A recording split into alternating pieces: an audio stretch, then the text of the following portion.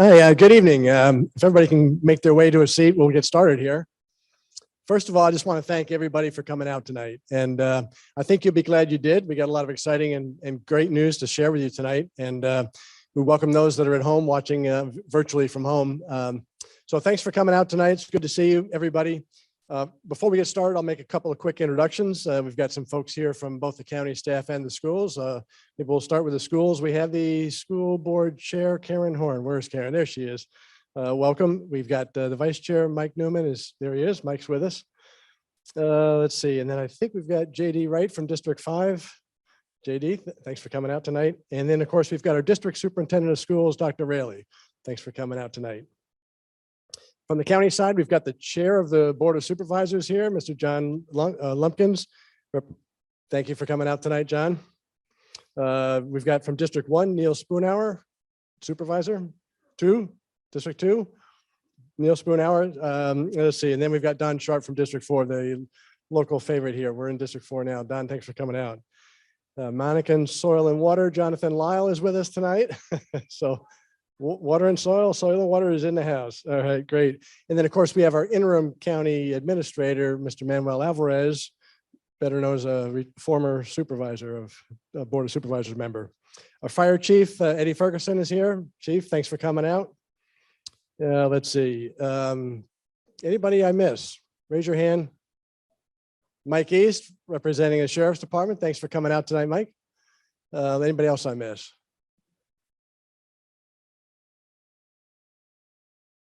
Planning Commission is with us. Thank you for coming out tonight, Mr. Patuck. Ms. Hunter, have I introduced everybody that's here? Anyway, let's move on into the program here so we can somewhat stay on schedule. Again, thanks for coming out tonight. The agenda for tonight, what you're going to hear about is a little bit about our financial situation and update. The bond referendum, if you've already voted, you've noticed there's a bond referendum that'll be voted on November 2nd ballot. Broadband expansion, you'll hear an update on broadband expansion efforts within the county. Redistricting, as you all know, the decennial, every 10 years, there's a census done. And the year after that, they do redistricting of the political districts. And that'll be, we'll give you an update on that as well. Economic development, there's a lot of economic development going on in the county. You hear about that. Transportation projects that are going on in the county, you'll hear a little bit about that too. And let's see. And then if you'd like to get more involved or provide some feedback, we've got a number of different avenues for citizen engagement, and we'll give you a list of how to contact the county if you have any input you'd like to share with us. The first thing we're going to talk about is the financial update. We're going to talk numbers here a little bit early on, so that in case you drift off and daydream, you've had the numbers up front. Before I get into the financials, you know, I always like to start out with a little bit of sense of humor here. There was a TV show on the other day, and they had a contestant and they had a moderator. And one of the questions they asked was, who's the third president of the United States? Who was the third president? Now, you all know who the third president was, but as the clock was ticking down, the person just couldn't come up with the answer. Finally, time ran out. And the person said, I was almost there. I almost had it. And they said, well, how come you didn't get it? He goes, well, I started out with the $1 bill. The first president was George Washington. Then I went to the $2 bill, and that was Thomas Jefferson. And I couldn't figure out who's on the $3 bill.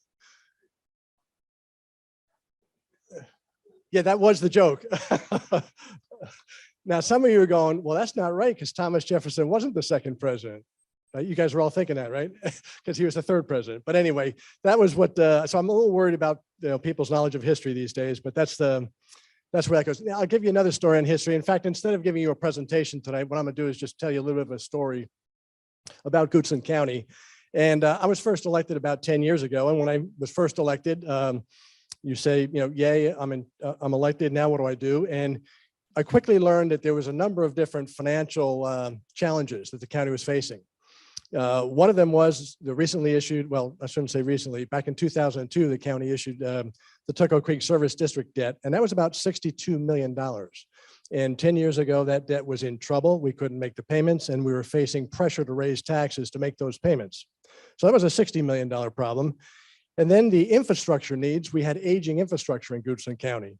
So we needed a new elementary school to replace one of our current ones that was aging out. That was about $40 million. We were looking at the courthouse which was aging as well. And I think somebody told me that we ought to build a new courthouse about every 200 to 300 years. And I think we were running out of that 200 years. So it was time for a new courthouse. And that was about $30 million plus or minus. And then, of course, we needed 1 or 2 more fire stations with the growth in the county. And that's another $10 million. So it's about $80 million of infrastructure needs that we need to catch up on. And then broadband was not ubiquitous throughout the county. It was only concentrated in certain areas. So folks wanted broadband throughout the county. We got an estimate on that, and that was between $20 and $25 million. So if you total up those numbers, you get about $165 million, and our annual budget at the time was about 50.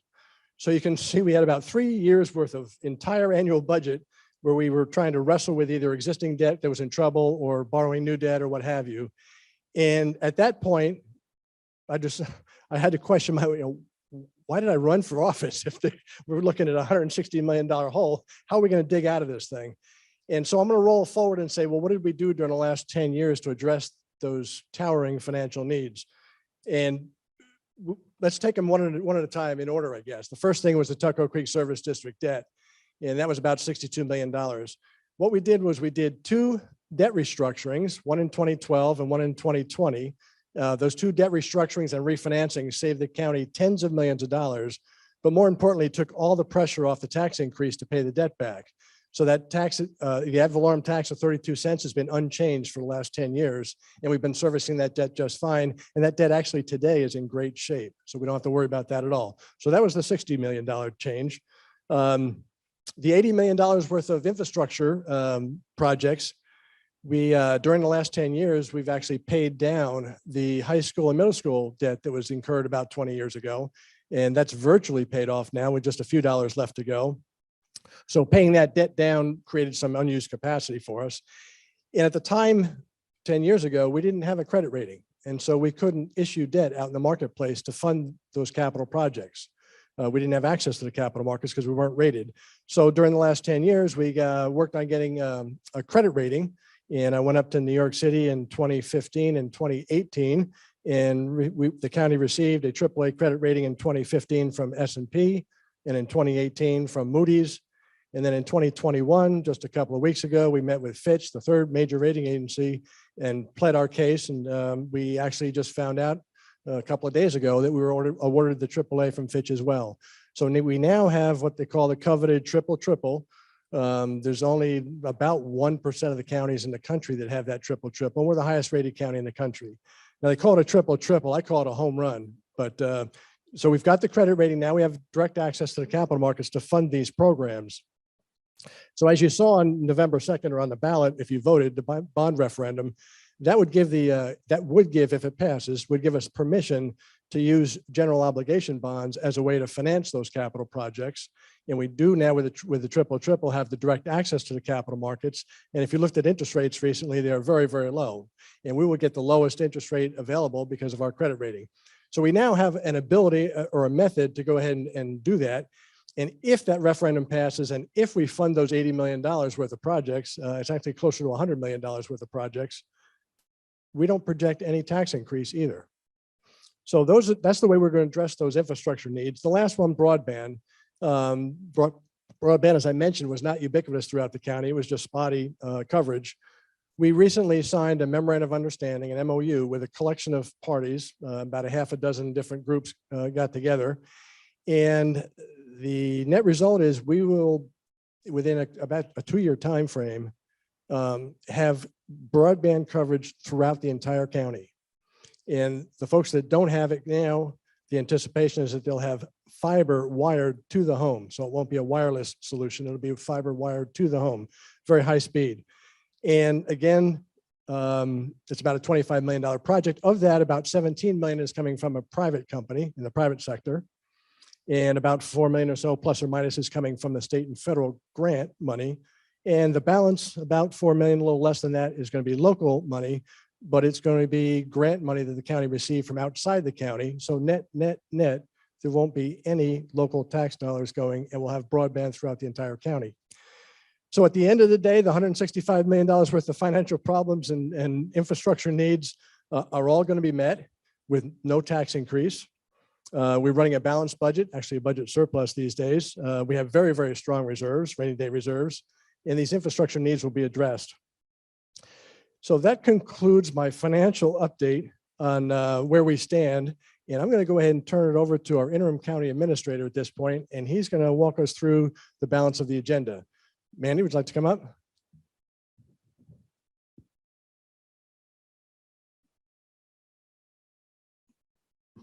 Thank you, Ken. Ken wasn't totally honest with you.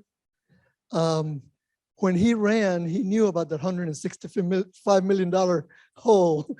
So he likes the challenge.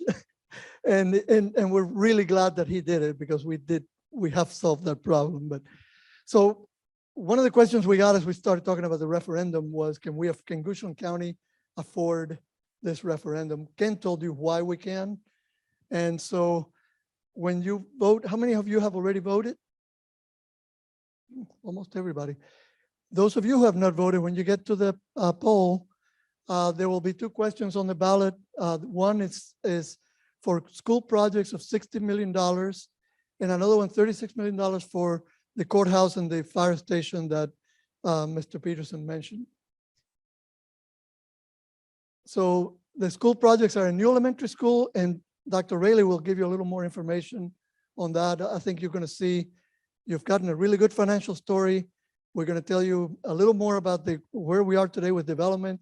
And in the end, I think Dr. Rayleigh is going to give you an even better story about the schools. So we have a new elementary school in the plans, some expansions to the high school, middle school complex, and Bulldog Way and parking lot improvements. If you have children in the school and you go in there in the morning to drop off or pick up, the traffic issue is huge. And so this accounts for, there's some money in the referendum to correct those problems, turn lanes, widening, and so on.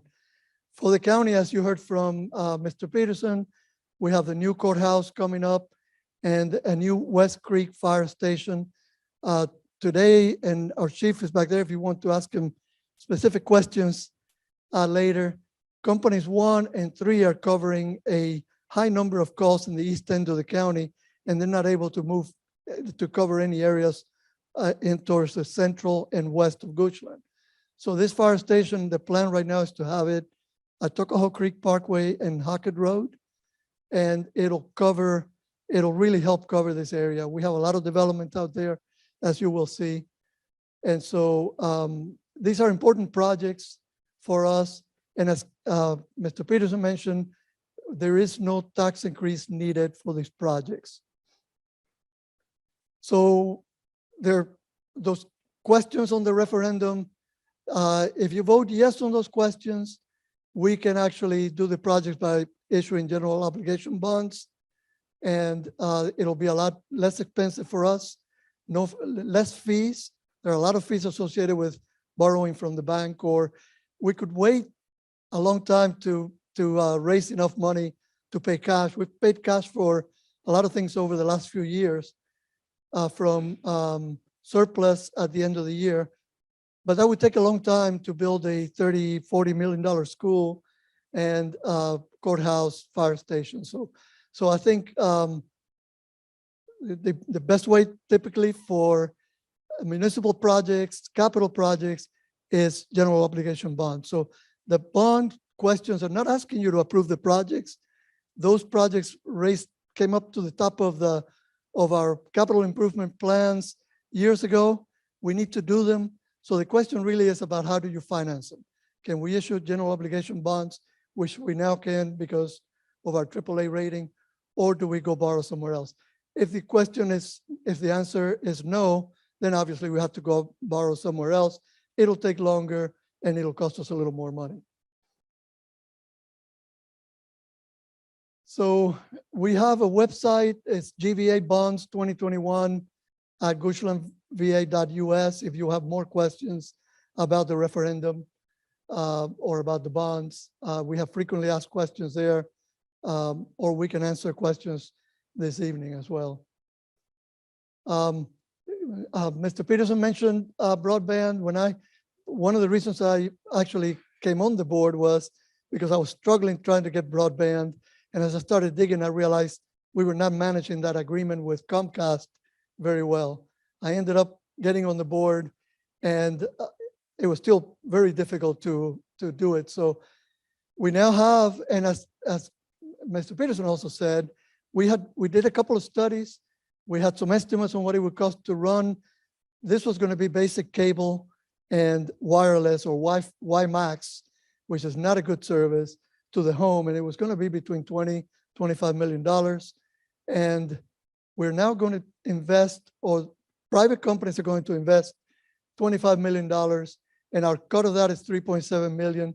And as Mr. Peterson said, that's all coming from ARPA funds, which are the revenue revitalization funds from COVID. So really, by the end of 2023, everybody in the county should have access to fiber, which is even better than what I have, which is cable. This was a partnership with Firefly, Dominion Electric, Central Virginia Electric, and Rappahannock Electric.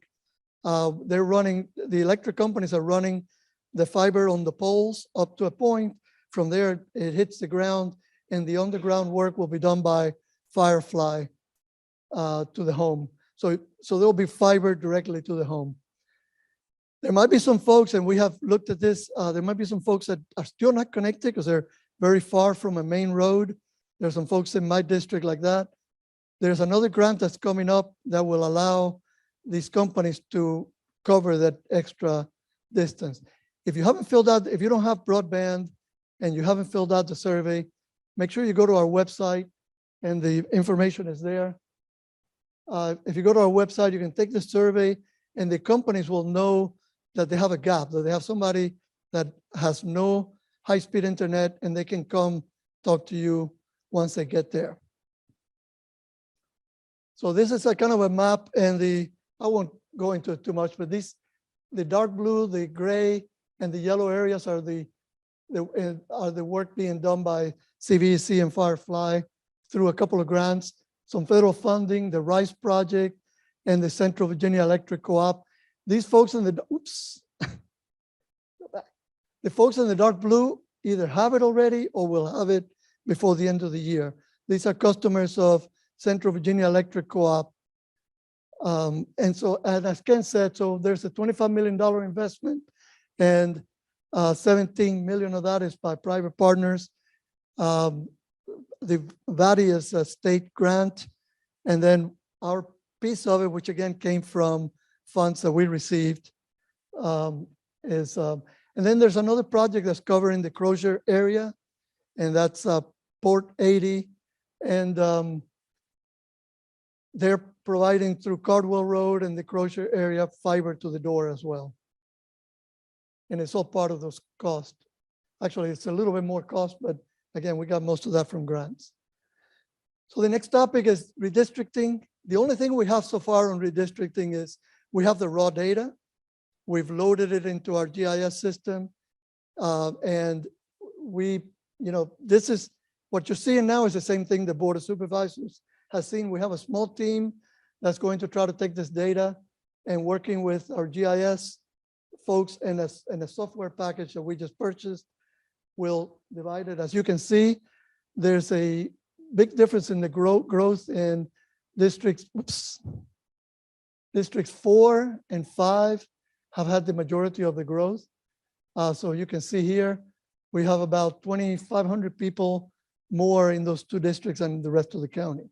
So there are going to be some major alignments. And one of the things that I'll point out, those of you who might have noticed last year, we had an issue because at election time, right before election, we found out, we didn't find out, we knew, but the law changed, so we had to cover them. There's an area right here that was disputed between Louisa and Goochland. So the District 2 precinct actually had voters, some voting for John McGuire and some voting for Lee Ware. Right here, it's a few hundred people in this area. Now that area has been incorporated into the census, so that problem has been fixed, and that's a problem that's been around since the 1800s. And we tried to fix it several times, but we couldn't get the census fixed until this year.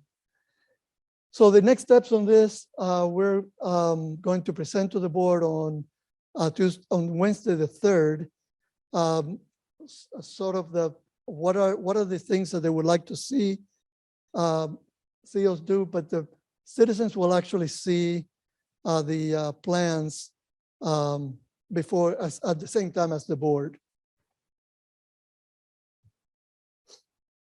Economic development, most of you have seen these places. You might notice them if you live out here in the east end of the county.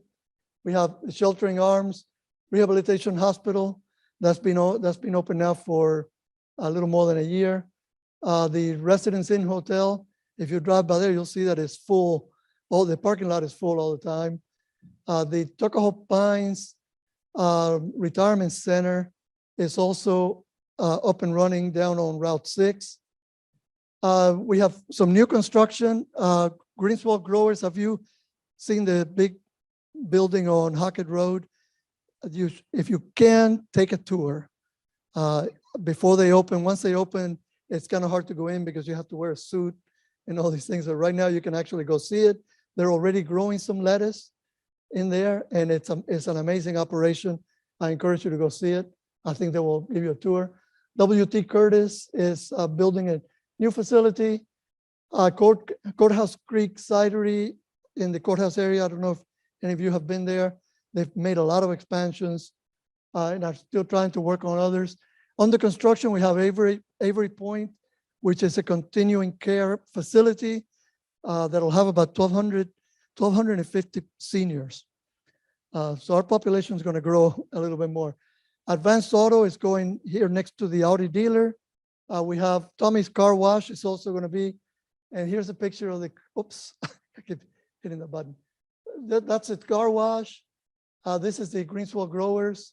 You know, you've seen the hotel and the medical facility over on at Creekmore. So Bellevue Gardens medical offices, they're going to go right in front of Bellevue Gardens on 250. And the Oak Hill Complex Apartments, this right here, that'll go on Route 6 by 288. So there's a lot of new development going on, new business development, which is really good for us. Dollar General, there's two right now. The one can go by right in the Haydensville area. Another one is in the planning stages, and that's going to be in the George's Tavern area of the county. Projects, nothing major out here, but in the central part of the county, you might know that we have a planned roundabout at 522 and Fairgrounds Road, where you go into 522 on Fairgrounds. There's a roundabout plan for there, and that's going to go into advertisement early next year. And then once that's done, we have plans to connect that intersection there all the way to Route 6. That'll alleviate a lot of the turns at that intersection. And it'll give a connection directly to, there are a lot of folks that come from the west end of the county. They come down, they have to make a left and make a right to go home. So this will alleviate that. And we also have in this area of the county, we have a study ongoing or about to start to look at another interchange of 288 right into West Creek. And it'll be near the Broad Street interchange. But it'll take traffic off of that 250 exit on 288. I think this will really be great if we can make it happen. We're also looking for funding. If you ever get off at the Oilville exit at 4 o'clock or 5 o'clock in the afternoon, traffic sometimes backs up all the way to the rest area, and we're trying to alleviate that problem. And then at the Rockville exit, VDOT has planned a divergent diamond, which is a kind of a configuration that allows you to use the one bridge, and basically the traffic moves in the opposite direction for some time in order to get across the bridge. So that's pretty much it. We have general election most of you have already voted. If you haven't voted, you can come to the county administration building in the Parks and Rec area is where our early voting is. We have some Sunday, the 24th will be a day, Sunday voting from 12 to 4 p.m. And so you can leave church and go and vote. So that's a good transition. And we'll be open on the 30th as well and the 23rd. Weekdays, 8:30 to 4:30. And we also have on the 30th, we have the Goochland Fall Festival. So you can come to the Fall Festival and then vote right there in the same area. So as Mr. Peterson mentioned, we have several ways that you can connect with us. On our website, we have forms if you want to participate on a committee, or if you want to reach any one of us, of course, you can do it through the website. My card's on the table outside if you need anything while I'm here. So just be sure to take one. Our board of supervisors meeting happen the first Tuesday of every month, except this coming month, because election day is on Tuesday. So our meeting will be on the 3rd, on Wednesday. And that's it. The town hall slides are already posted, Paul. Yep, the town hall slides are posted. So if you want to see any of these slides, just go to our website and you can see it all. Any questions before I turn it over to Dr. Rayleigh? Mr. Pendergrass.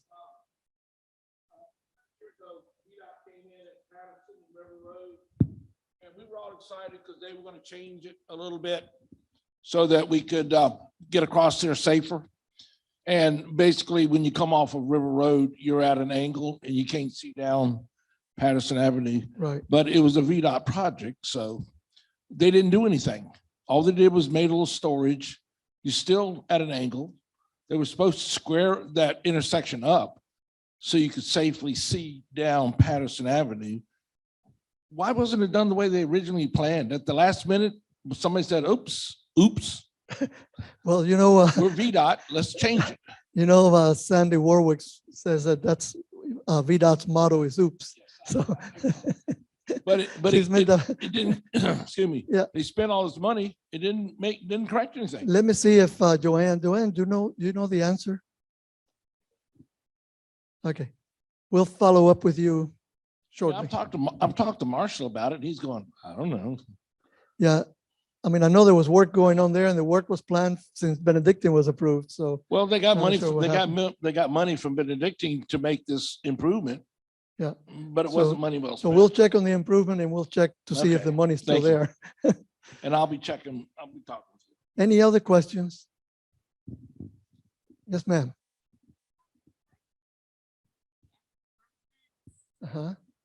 And so I'm in Parkside Village, so a lot of our residents are retired, and the tax is based on our property values. And we all know what happened to property values this year. Is there any consideration being given on adjusting what we might owe based on our property values? Because that's really going to hit our community hard. And also in terms of development and their contribution to this tax, do you see that this bond will be paid off any earlier so that we can get out from under it? Because our community really feels a burden. Well, Mr. Peterson can probably handle this better, but the plan is to finish paying that off. Our current plan is to finish paying it off by 2032, I think, 2032. But I'll let Mr. Peterson tell you the story. Sure. So the question was the ad valorem tax, how much is it? Why do you pay it? And what's going to happen to it in the future? The story I told about 10 years ago when I first started out, an outside financial firm was brought in to say, what happens to that ad valorem tax if we don't do anything? If we're not able to restructure it, what happens to that tax? And because of the way the bonds are designed, the structure of the bonds, there's actually an escalation in the debt service payment every year. At the time, it was running about $300,000 a year. Every year was an increase in the debt service payment. So if the property values didn't go up at all, you'd have to raise that 32-cent rate higher to be able to meet that escalating payment. That was the challenge we were facing. Now, had we done nothing, we did restructure the debt twice. Had we done nothing today, that 32-cent ad valorem would be about 65 cents. And that's in addition to the 53 for your real estate. That would be over $1.30. We just decided that that just couldn't happen. Well, shouldn't happen, although it was already baked in when they issued the bonds 10 years before I got there. So what we did set out to do is that we have to do something about that. We can't let that 32 go to 65. Because we restructured it twice, and because, as you point out, Goochland is a desirable place to live and businesses and people have been moving in, driving up prices, that's allowed the escalation in the debt service to be paid for by the increase in assessed value in the district as opposed to changing the rate. Now, the policies that we've pursued in Goochland have made Goochland a very attractive place to live, work, and play, and folks are moving in and driving those prices up. I guess we could pursue policies that drive prices down of your houses, but we didn't want to do that. So, but the good news is that the increase in assessed values had allowed us to leave that flat and taking the pressure off of increasing that rate. So I know it's not a great news, but the good news is that rate hasn't gone up.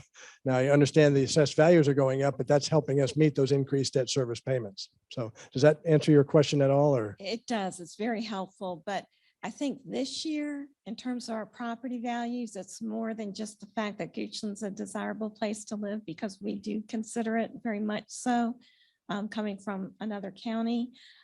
It's supply chain issues. It's a lot of things that where I feel this year, it's like really going to be a burden, the fact that that tax is based on our property values.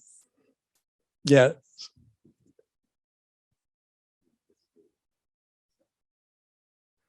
We'll find out very shortly from the county assessor what's going to happen to prices in the coming year. We know inflation is, around everywhere you look, and we've got what $2 generals coming. I figure there'll be $1.50 general by the time they get here. But inflation is around, and prices are drifting higher. And again, part of that is required. But the cycle, by the way, we reassess, every year. Some counties, some do it every 2 years, 5 years. We do it every year to make sure that it's close to the market value. And the process for that is around now, November, December, the assessor will go out and start to collect the data based on comparables and repricing and whatnot. And then they'll come to the board in February, I believe it is, each year, and let us know, here's the anticipated increase. That's going to be our first look at what's going to happen to prices for the coming year. And that's about February is very early in the process for us to develop the budget for the coming year, which is due by 6/30. We typically approve the budget in April. So January, February, March, we get information on assessed values. We start to develop a budget around those values. If values drop by 5%, we have to put a budget around that. If they go up, then we got to figure out what to do with that. And we're hopeful that the assessed value will increase at the amount of the debt service, that those will go hand in hand. So we won't have to change that 32 cent. We haven't changed it in 10 years, and we really would prefer not to. And we're hopeful that that assessment will track the assessment, the increase in debt service. Okay, because communities like ours, we're 55 plus, and that means we don't use any of the schools or anything like that. And but we do pay taxes that support schools, which is greatly important. But it seems that only communities such as ours who are on the system are shouldering the ad valorem. And with so many of our residents being retired, perhaps that's something you all should think about.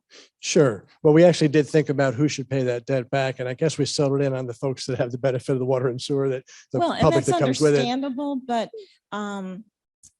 you see my analogy that we do support the school systems, even though we don't use the schools, we don't have children who are, so. The school system, I guess that doesn't come out of the ad valorem, obviously. That comes out of the 53-cent real estate. Exactly. And the good news there is we've been able to hold that 53 flat for 10 years as well, even with the increase in growth and the number of rooftops, in part because there are a fair number of 55 and over that move in, and it doesn't put pressure on the school portion of that 53. So the good news again is we've been able to hold the 53 flat and the 32 flat. And look, we're willing to pay our share, but just as you all make your decisions, these are Yes, ma'am. comments that I've heard in my community and thought you should be aware of. We don't have any say on the assessment. The assessments are done by the county assessment. And by law, we cannot have any influence over what happens. So the assessment balance done, we live with. We cannot tell them we don't increase it this year. I But understand that. but- Yeah, I hear what you're saying. What you're saying is that, you know, the ad valorem tax goes up with the price of your home. And of course it needs to be able to service the debt, the 53. But what we're trying to do, and look, I hear what you're saying, which is financially, you know, our taxes, you know, are an important part of our budget for our family around the kitchen table. So what we've undertaken is to do everything we can to keep those rates low and flat and stable. Of course, the 53, as you know, we could raise that 53 by 25% and still be the lowest in the entire region. Now, we haven't done that. We don't want to do that. We haven't done that. And we're trying to, so we're quite a bit lower than the surrounding counties. They're in the 90-cent range versus the 53.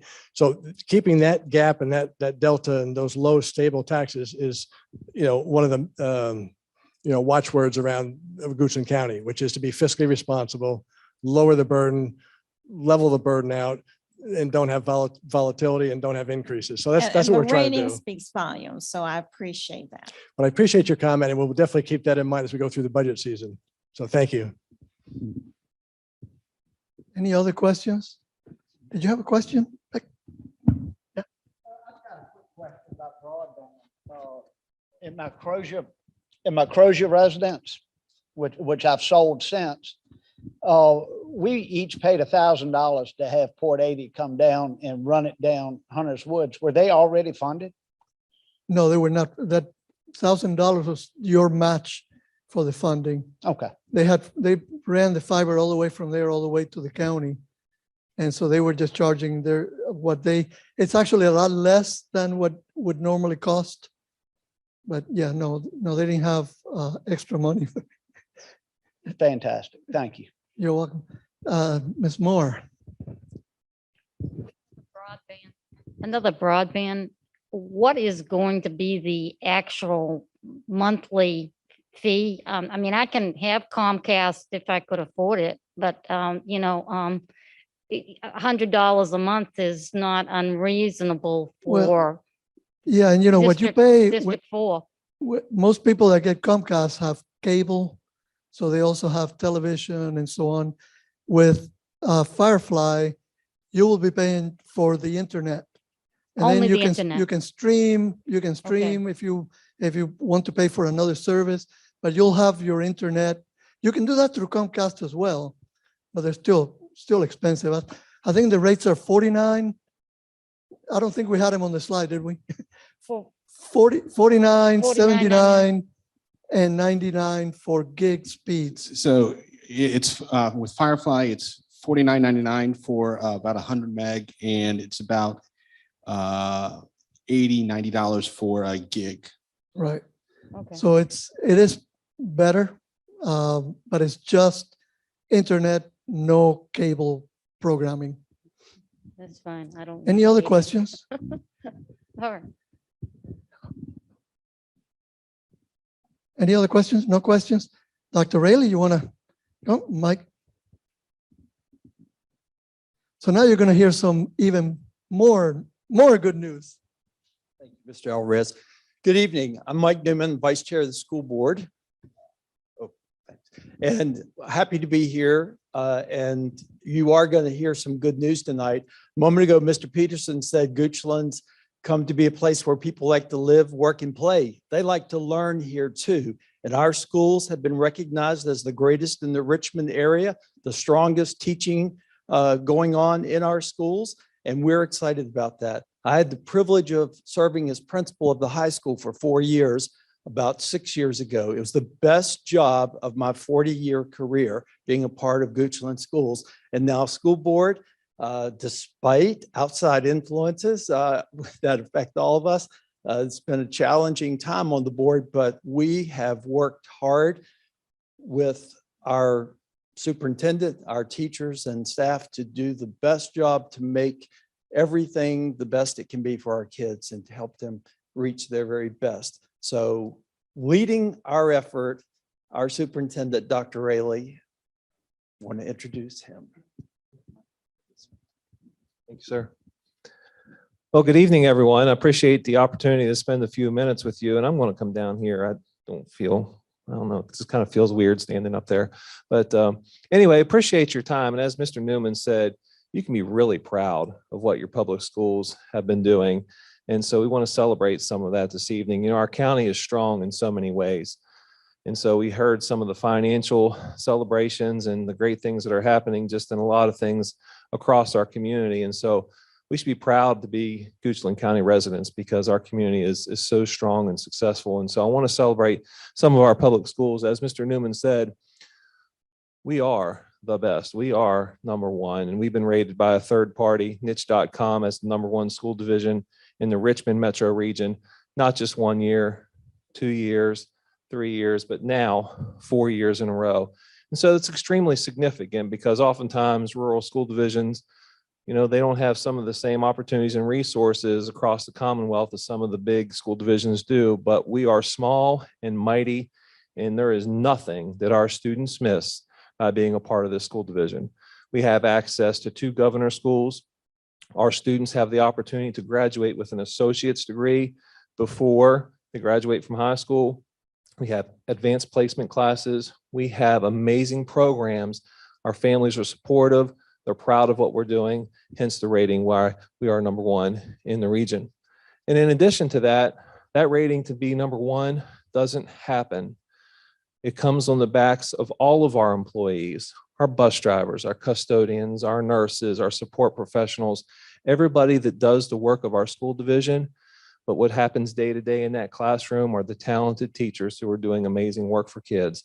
And our professionals have been rated as the number one teachers in this metro region. And so extremely proud of everything that our school division is doing. So the 53 cents on the 100 that you're investing in public education is returning dividends time and time again with very well educated young men and women who are fully prepared for success long after high school. Another point of celebration that you may or may not know is that students with disabilities in our school division are performing extremely well. And our staff who support them are recognized for their efforts from a compliance standpoint. As you can imagine, all the federal requirements and state requirements to meet the needs of students with disabilities are pretty significant. So there's a lot of paperwork that has to be done. We are assessed on that compliance standpoint. We got a perfect score of 20 out of 20 on that. And students are performing. They're learning. They're doing extremely well on academic measures, a rating of 20 out of 20 on performance, 40 out of 40, 3 times in a row. Only 19 school divisions in the Commonwealth have received a rating like this, and we've done it now 3 times in a row. So just another indicator of the strength of our school division. And so I'm proud to celebrate as well that if you are a student in Goochland County, you have a greater likelihood of graduating on time in 4 years than any other student in this Commonwealth. You walk in the door as a freshman, 4 years later, you're going to graduate. 97% of our students do that.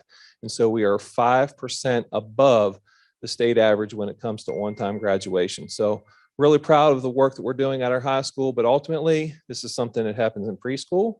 As we develop relationships with families and students and it grows, we understand students' needs. Those kids are walking across the stage, able to go to the best colleges and universities across this nation. And it's because of what we do in our schools to prepare them for success long after high school. So you cannot turn on the TV or read a newspaper article or get in your car and turn on the radio without hearing about public education. I've been in this business now, I guess, 24, 25 years, and this is the most attention that public education has ever received in the time that I've been in serving communities. But I will tell you, you can be proud of your school division. It's not just the metrics that I've showed this evening. It's what's happening day in and day out in classrooms. And so we continue to shine and continue to meet the needs of students and represent our community and do what's best for our community each and every day in the classroom. And so I have the pleasure of seeing this day in and day out. So I wanted to provide just a little bit of a glimpse with some pictures so that you can see what's happening in our classrooms. But our students are learning. I'll tell you what, they're engaged. They're involved in high-level academic experiences. They're getting experiences in all of the physical education courses that we offer, the arts, all the academic programs that we offer. And so school's happening. I will tell you that last year we thought was challenging, but this year is about 10 times tougher. And each and every day, our professionals are rising to the challenge to meet the needs of our students. And I'm extremely proud of what we're doing. And great things are happening in the classrooms. And again, it's a result of the work of each and every one of our employees, our food service professionals, our custodians, bus drivers, nurses, and we're doing school, not only during the course of the day, but we have evening activities, we have football games, we have plays and performances, our band are doing their thing. We have our students involved in a lot of extracurricular and co-curricular activities. And so a lot of amazing things continue to happen across our school division day in and day out. So as Mr. Alvarez said, one of the major projects that are included in the bond referendum, should the financing be approved for that, is a new Goochland Elementary School. And so we're in the very early phases of doing the design on that work. We had a really amazing meeting last night with probably 25 or 30 of our residents. And it was really cool.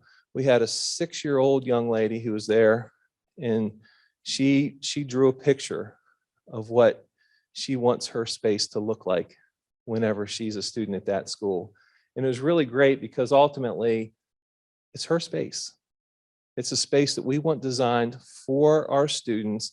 It's going to prepare them extremely well for what they will go through in that space. And so very early phases of design, we welcome your feedback. We have a survey that's out on the market right now because we want this school to represent our community. We want it to be Goochland. We want it to be a part of our community. We want it to be open to everyone who is going to be a part of this amazing space. $38.7 million project. We're excited about what this design can be, reflective of the excellence of our school division, on time, under budget, a quality project that's going to last 75 years in this community, and one that will make us all proud. We have a dedicated website, and this is just a tentative time frame of what we may work through over the course of the next 2 years. Should the bond be approved, should all the approvals happen after that, we potentially could go to bid this summer, turning shovels September of next year and open in August of 2024 if everything happens according to plan. So real excited about that. Welcome your feedback, and certainly we will keep you involved throughout the process at future town halls, and we'll have, like I said, a dedicated website with pictures and all those kind of fancy things. But anyway, be proud of your school division. This is our school division. I just have the honor of serving as your superintendent. But as residents, we should be very proud of what we're doing. Great things are happening in the Goochland County Public Schools. So happy to answer any questions that you may have. Yeah, I'll tell you, I think that our career and technical education programs are really the crown jewel of what we're doing programmatically. We have the only 2-year program for students who want to earn credentials in heavy equipment operating. We have a diesel mechanics program. We have a culinary arts program. The cookies that are out here were prepared by our culinary arts students. Healthcare sciences, computer aided drafting, agricultural programs, business programs. We're expanding work-based learning opportunities for students. We have a part-time work-based learning coordinator who's serving in that role. And so we want students to take what they're learning in the classroom and apply that in an authentic setting out into the workforce so that they have the skills and abilities to make a seamless transition right into the workforce and be a productive worker. So a lot of great things are happening in CTE. Oh, thank you, Ms. Horn. Our new program, we are the only school division in the Commonwealth with an Academy for Sustainable Energy. We received a grant, an Academy for Sustainable Energy. So knowing that the future, some jobs are going to be out there for solar panel installation and wind turbine maintenance and everything that comes in sustainable energy, we're going to have students with a pathway of 4 years of coursework that will prepare them for the workforce in sustainable energy, the only school division in the state.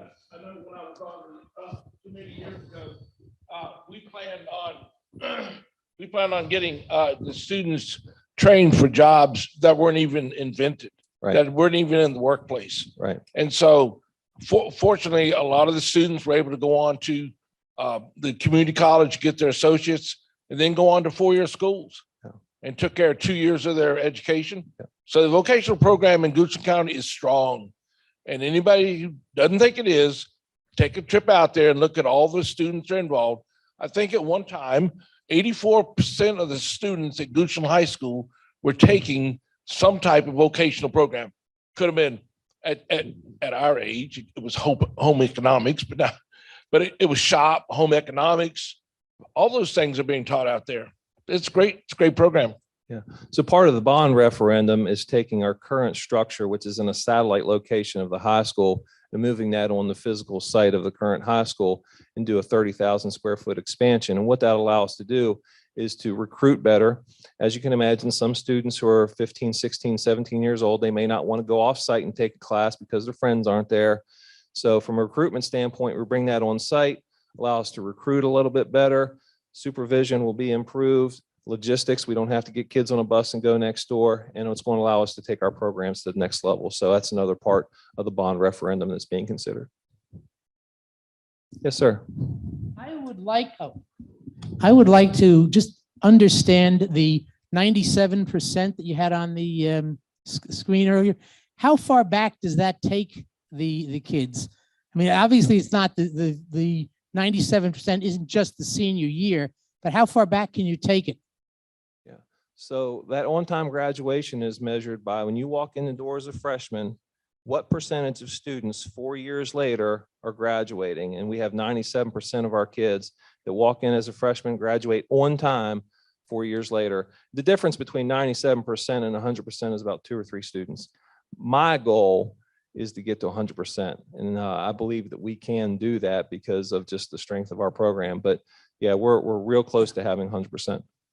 As I said, I was just trying to understand. It's basically the kids entering high school and finishing high school. It does not go back, for example, to junior high or elementary school. That's correct. That's correct. It's upon entry at high school. Yes, sir.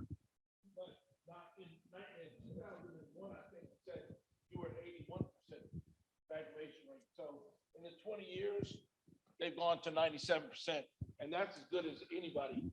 When we look at like the city of Richmond, they're at a 79% on-time graduation rate. Yeah. I'm sorry, I was not trying to be critical. I just like to understand. Yeah. Yeah, you got it. Yes, sir. Mr. Lyle? Is this on? Okay.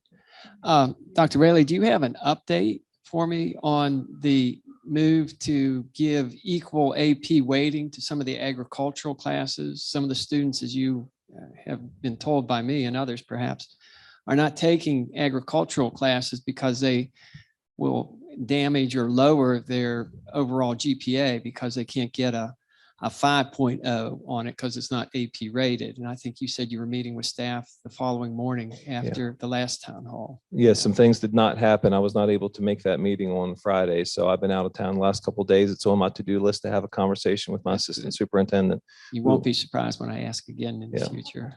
We will definitely take that under advisement and consideration. You're a great American. Thank you, sir.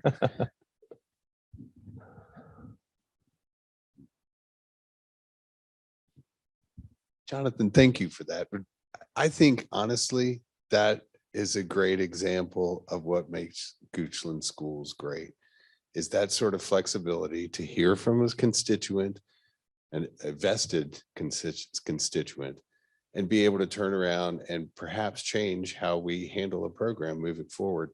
Most school systems can't do that. And so I think that's a real valuable thing. We've got fantastic staff who have the ability to pull that off, by the way, but also the willingness of the community to be that sort of flexible. And so I think that's a real power for us. Thanks. Anyone else? Any other questions? Dr. Rayleigh mentioned the cookies. We had 200. Anybody virtual that has a question?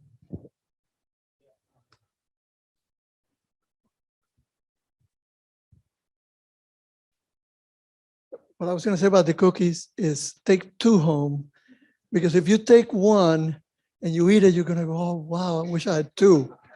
They are delicious. When I saw them, I thought, my God, these are beautiful. But tasting them is even better.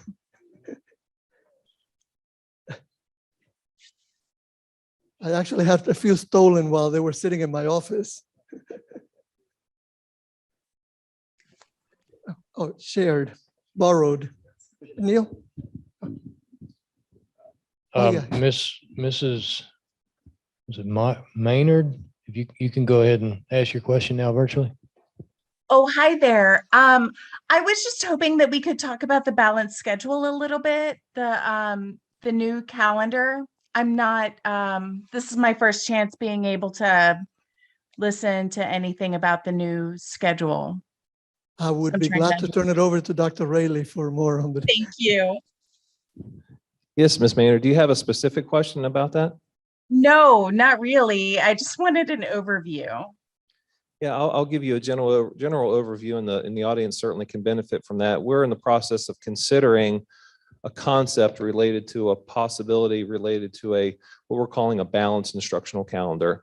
Currently under review, considering a lot of feedback, and really essentially what a calendar like this would do is it takes the core 180 days, which we are required to do from a minimal standard, and it redistributes 180 days across the calendar a little bit differently. Essentially, it brings the end of a school year and the beginning of the school year a little bit closer together, still allows for a considerable summer break, although a little bit shorter. And then it builds in what we're calling intersessions at periodic and strategic breaks to allow for a different cadence to the year where you work hard for 9 weeks, a 2-week intersession, 9 weeks in the break. And what the intersessions allow us to do essentially is to expand our instructional opportunities upwards of 30 more instructional days throughout the course of the year. So as we recognize some of the needs of our students, it provides some additional time for us to teach kids, upwards of 30 days, like I said, and it's certainly under consideration at this point in time. We have a survey that's on the street, and so we're gathering that feedback. It's conversations like this. We will have another conversation on the 26th, next Tuesday at Randolph Elementary School, and then a follow-up conversation on the 28th virtually. And so we're going to really dig deep on that. In addition to that, we're going to distribute a presentation that was done last night.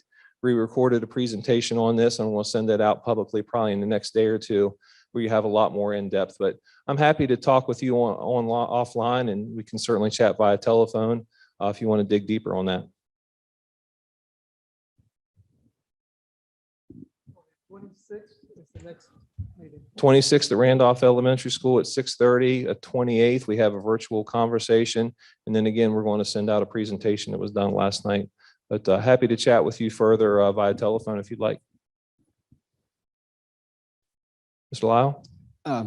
I have not thought about the balanced schedule, but I have often thought it's a good idea to use a fixed asset like a building 12 months out of the year instead of just 8 or 9.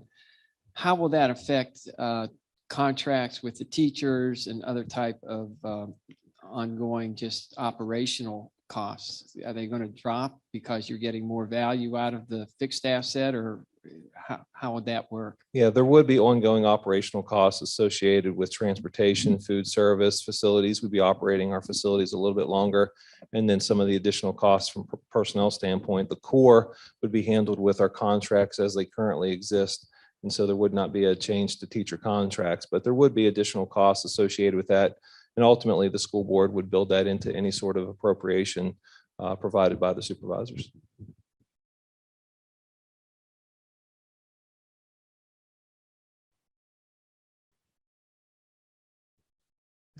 Any other questions? Okay, so I would like to, before we break up, to thank Salem Church for allowing us to come. And Dominique in the back is a Goochland resident and a graduate of Jonathan's school. What's the school again, Jonathan? Bridgewater, not Virginia Tech, Bridgewater. So remember to take a cookie. And if you have any questions, my card is on this on the table here outside. If you need to reach me for anything, please do so. I was very honored to be named interim administrator. I've told them not to rush, but they're getting there. So I probably won't be here for the next town hall. So it's nice meeting you all, and hope you have a really nice winter.